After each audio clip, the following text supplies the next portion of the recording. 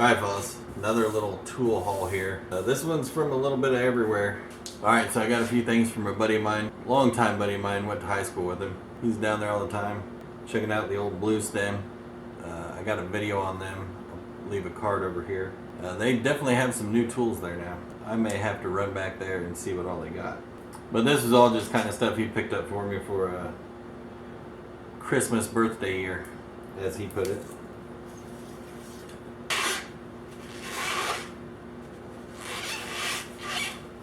Regular old 6-inch pair of Wildy slip joint pliers. Old school, nut and rivet, but as you can see, those say Bluestem on them. Bulk purchase for, you know, USA company. They buy the USA made tools and put their name on them. So there you go, rebranding. But excellent rebrand because they are Wildy. Next, he knows I have a thing for Milwaukee, so he grabbed me some of these gloves here from his local hardware store. Yeah, we're gonna try them out because I have this pair over here. They're kind of getting beat up, and these have the smart swipe, which you know, you can't text, but you can answer a phone call with that pretty easy. Like I said, he knew I like Milwaukee, so he grabbed me their 11-in-1. Gonna throw this on the old tool cart and maybe try not to carry around so much shit. Either that or maybe he knows something that's coming up that nobody else knows. I don't know. He's a pretty wily guy. Ah, one of the best things in the world right there. Come with the little story. Pause that, read it if you like.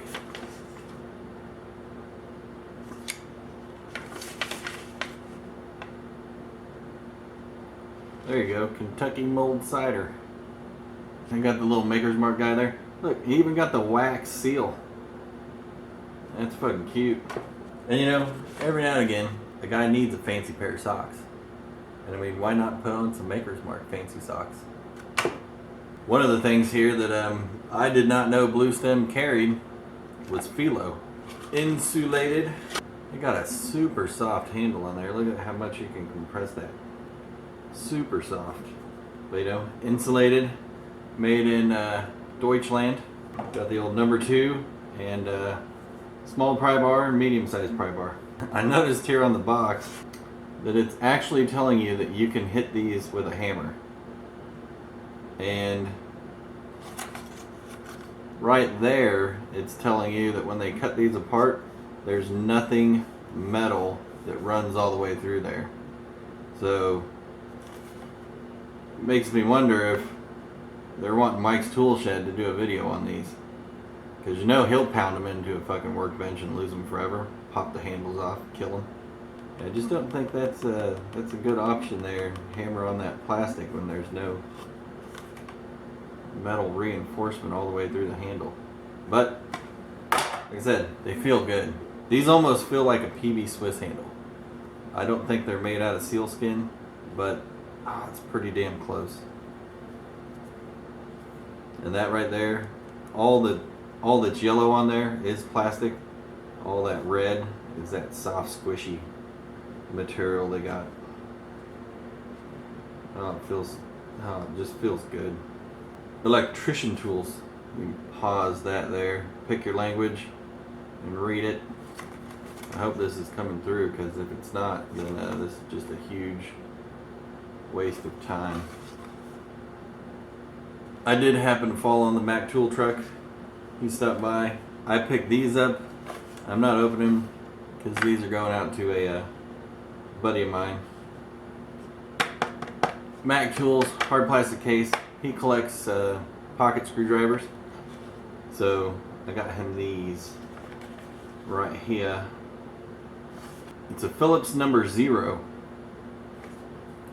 and a 1/8 small pry bar. Got this for another buddy.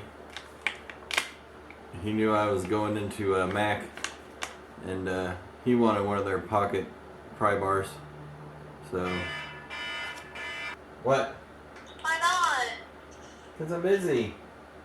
Busy doing what? Stuff and things. Alright, so buddy wanted one of these. Said he wanted their pocket screwdrivers. So I picked him up a pocket screwdriver. PN2B. Now, I did notice this month's Mac Flyer. They actually have right now PN2C, and they call that a Comfort Grip Pocket Pry Bar. So yeah, they actually make pocket pry bars now. Also, for those of you who are into it, right there. See that? See that? Yep, that's right. That's where it is in this month's flyer. Page 9. I've been able to find all of them, but at the same time you don't win anything. So it's kind of like a crossword puzzle. I did pick up a set of these. Sexy. These are not off the mag truck or anything. It's just a local boot store here. Puma. Yeah, composite toe. Non-slip sole.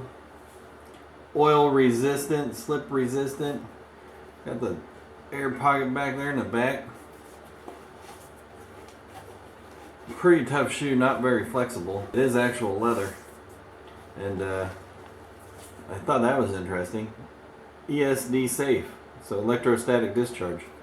You can wear these, changing your oil, then go over, fix an iPhone. I mean, so much shit you can do with these. But yeah, obviously I haven't worn them yet, and wore the fuck right out of my Pumas this year. So it's time for some new ones, and they have the work boot ones. So yeah, I figured I'd go ahead and grab them. Oh, I got them on sale too. They're regularly like 120, but I don't pay full price for anything, so yeah, $100. I think actually they sell these on Amazon, so if you're into that kind of stuff, look in the description there.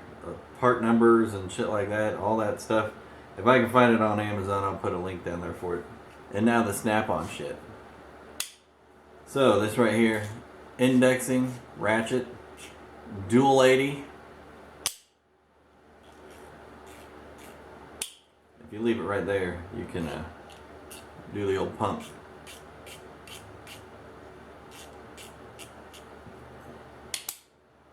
But it's also adjustable, different angles. Now of course some of these are hard to get. That one's hard to get because it runs right into there. And you know, obviously you can't come down here and lock that into any position because the handle's in the way. So it's not 360 degree, but it's from there to there. So I don't know, maybe 230 degrees, 240 degrees, something like that. I don't know, pretty good. But we have not done anything with this yet. And actually,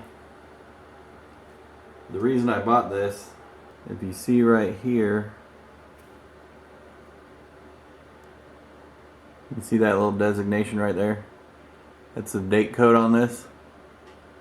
And it looks like a spaceship. So I had to buy something with a spaceship date code. And this was about the oldest thing on his truck that I could find with a spaceship date code. And it's also the one of the cleverest tools I've seen on their trucks.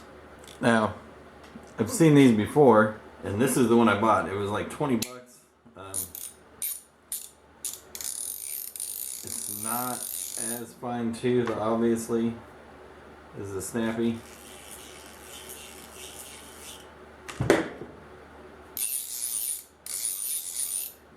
But this one also only locks in a few different positions because of that notch there. It's just not, like this one's only 180 degrees. You can only go there, 45, straight, 45, 90. So 180 total degrees. Can't go anywhere here, but you can leave it unlocked and do the old pump it. So, yeah. This thing was super cheap. Access Tools, I think, had them. They were selling it under the Proto name, but it came back as a Stanley. And yeah, these are, let's say, made in China. Yeah, made in China.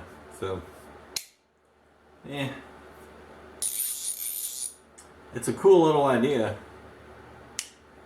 And you know, if you don't have one, I would suggest going ahead and trying to find one of these if you're not going to use it very often. But like I said, yeah, I wanted the date code, the 18. They had this. It was there. I mean, yeah, they got me. Fun got me.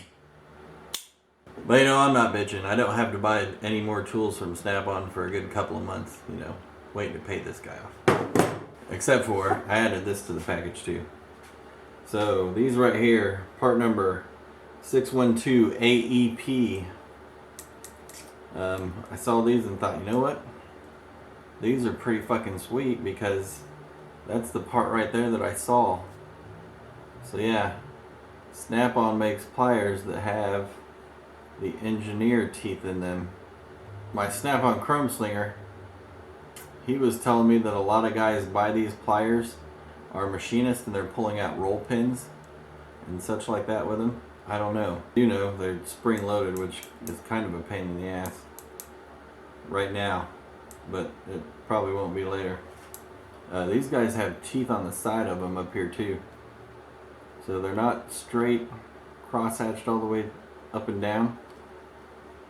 They have the teeth on the side so you can get it on, pinch on the side of something and turn it just like with these guys. Right? You know, your regular pair of pliers have those too, but they have the smaller ones up here on the top. And they do have the teeth in the end. So, very engineer-esque. So there's a few of them to show you. See, the teeth in all of them are different widths. These guys right here get down so small. It's amazing. These guys, a little bit bigger. These are the big hosses. And then the Snap-on ones. So, yeah. All these are going to be able to work. Screw extractor. I'm going to go try these out, make sure they work. So yeah, all of these guys right here have those screw extractor teeth.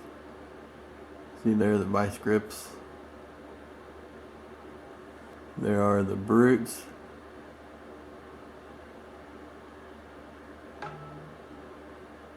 I really haven't found a place where the slip joints don't work well enough to actually need these, but I got them. Here's the old linesman pliers. They've dug into some shit and still have excellent teeth. And then of course these guys right here, they're brand spanking right off the truck, but they have the same teeth in them. So it's time to use these guys, see if these teeth actually hold up. Because that's the difference. These right here, made in USA. All these other ones, made in Japan. So, can the American teeth hold up to what the Japanese teeth do? We'll have to see. So yeah, that was a tool haul. Oh wait, because everybody loves, you know, Harbor Freight's cheap ass tools or whatever. Look at there. Flashlight and a laser pointer. Flashlight, and it's junk.